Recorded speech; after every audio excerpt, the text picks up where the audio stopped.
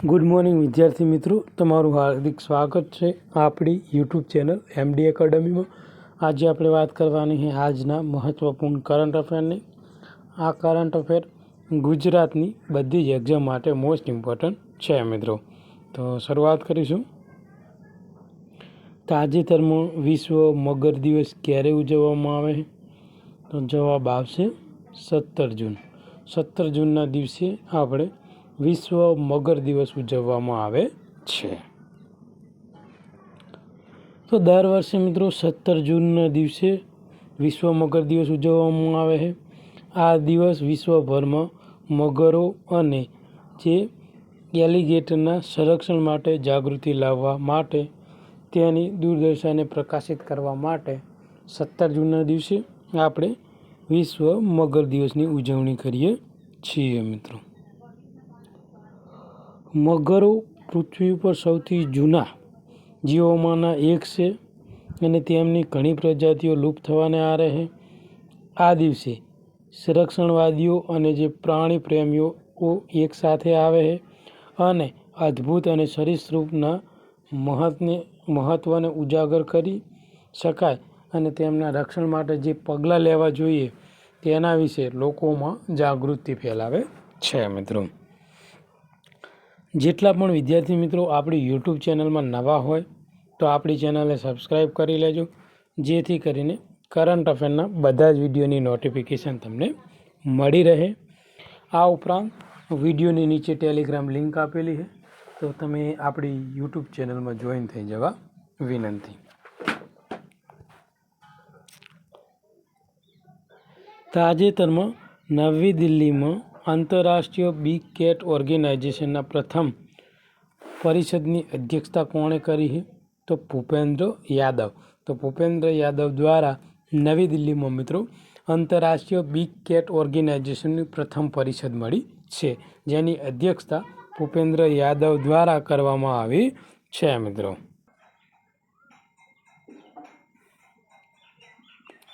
તાજેતરમાં નવી દિલ્હીમાં આંતરરાષ્ટ્રીય બિગ કેટ ઓર્ગેનાઇઝેશનની પ્રથમ પરિષદની અધ્યક્ષતા કેન્દ્રીય પર્યાવરણ, વન અને જળવાયુ પરિવર્તન મંત્રી જે ભૂપેન્દ્ર યાદવ દ્વારા કરવામાં આવી છે।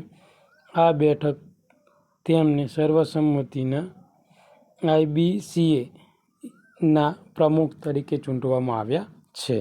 એટલે કે મિત્રો જે ઇન્ટરનેશનલ બિગ કેટ ઓર્ગેનાઇઝેશનના પ્રમુખ કોણ છે? તો આપણા કેન્દ્રીય પર્યાવરણ, વન અને જે જળવાયુ પરિવર્તન મંત્રી છે ભૂપેન્દ્ર યાદવ, તેમને આના પ્રમુખ તરીકે ચૂંટવામાં આવેલા છે। તાજેતરમાં પ્રથમ હોકી ઇન્ડિયા માસ્ટર કપ ક્યાં યોજાયો હોય? તો મિત્રો ચેન્નાઈમાં। ક્યાં યોજાયો હોય? ચેન્નાઈમાં। પ્રથમ hockey India master cup Chennai Tamil Nadu ખાતે મિત્રો યોજાઈ રહ્યો છે। આ ટુર્નામેન્ટ 18 જૂન 2025થી લઈને 27 જૂન 2025 સુધીમાં mayor Radhakrishna hockey stadium Chennai ખાતે યોજાશે। આ ઇવેન્ટ હોકી ઇન્ડિયા દ્વારા આયોજિત કરવામાં આવી છે। તો કોના દ્વારા આયોજિત કરવામાં આવી છે? હોકી ઇન્ડિયા દ્વારા। અને તેમાં ભૂતપૂર્વ ભારતીય હોકી ખેલાડીઓ અને વેટરનનો સમાવેશ થાય છે મિત્રો। આગળનો ક્વેશ્ચન છે, તાજેતરમાં ICC મહિલા જે બેટિંગ રેન્કિંગ છે એમાં કોણ ટોચ ઉપર રહ્યું છે? ODIમાં મિત્રો તો સ્મૃતિ મંધના। તો જે ICC જે મહિલા ટીમની મિત્રો જે બેટિંગ રેન્કિંગ છે એમાં પ્રથમ ક્રમાંકે ODIમાં આપણી ભારતની સ્મૃતિ મંધના પ્રથમ ક્રમાંકે છે, એટલે કે ODIની નંબર 1 ખેલાડી છે મિત્રો। તાજેતરમાં વિશ્વની સૌથી સુરક્ષિત એરલાઇન્સ તરીકે કોને સ્થાન આપવામાં આવ્યું છે? તો એર ન્યૂઝીલેન્ડને મિત્રો વિશ્વની સૌથી સુરક્ષિત જે એરલાઇન છે એમાં સ્થાન આપવામાં આવેલું છે। તો તાજેતરમાં મિત્રો એરલાઇન્સ રેટિંગ.com દ્વારા જાહેર કરવામાં આવેલા 2025 રેન્કિંગ મુજબ વિશ્વની સૌથી સુરક્ષિત એરલાઇન તરીકે એર ન્યૂઝીલેન્ડને સ્થાન આપવામાં આવ્યું છે। આ રેન્કિંગ 385થી વધુ જે એરલાઇન્સના વ્યાપક મૂલ્યો ઉપર આધારિત છે, જેમાં 2 વર્ષમાં ક્રેશ અને ગંભીર ઘટનાઓનો ઇતિહાસ, પ્લન્ટિંગ ઉંમર અને કદ, પાયલટની તાલીમ અને આંતરરાષ્ટ્રીય સંસ્થાઓ જેમ કે IOCA અને ICAOના દ્વારા પ્રમાણપત્ર અને પરિબળે આધારે મિત્રો આનો સમાવેશ કરવામાં આવેલો છે.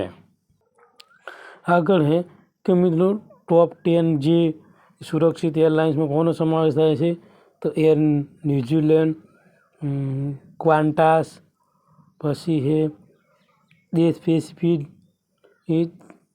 આ મિત્રો તમને ટોટલ 9 એરલાઇનના મેં તમને નામ અહીંયા આપેલા.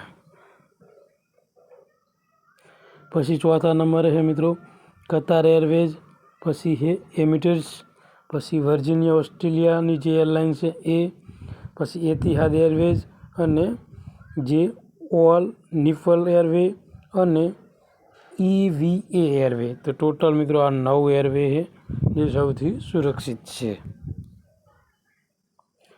તાજેતરમાં ભારતમાં સૌથી મોટા ગતિશક્તિ મલ્ટી મોડલ કાર્ગો ટર્મિનલનું ઉદ્ઘાટન ક્યાં થયું છે, તો માનશેર ખાતે. તાજેતરમાં કોણે પોતાનો પહેલો અલ્ટિમેટ ટેબલ ટેનિસ ટાઇટલ જીત્યું છે, તો યુ મુમ્બાએ મિત્રો આ ટાઇટલ જીતેલો છે. તો તાજેતરમાં મિત્રો યુ મુમ્બા ટીમે પોતાનો પહેલો અલ્ટિમેટ ટેબલ ટેનિસ ટાઇટલ જીત્યો છે અને તેઓ 2025માં ફાઇનલમાં જયપુર જે પેટ્રિયોટને 8-4થી હરાયું છે. ઓકે, હરાવીને યુ મુમ્બાએ T20 માટે યુટીનો પ્રથમ ખિતાબ જીત્યો છે મિત્રો.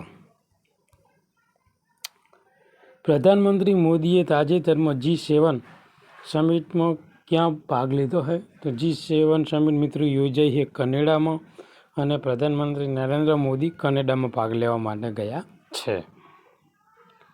તાજેતરમાં કયા દેશે UPI સેવાઓ શરૂ કરવા માટે ભારત સાથે કરાર કર્યો છે, તો સાયપ્રસ.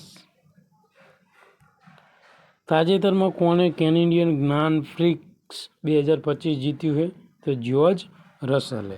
તો આજનું આ જે મહત્વપૂર્ણ કરંટ અફેર છે એ અહીંયા આપણે પૂરું કરીશું. આ કરંટ અફેર તમને ગમ્યું હોય તો આપણી ચેનલને સબસ્ક્રાઈબ કરજો અને તમારા બીજા મિત્રોને મોકલી આપજો. થેન્ક યુ, ધન્યવાદ.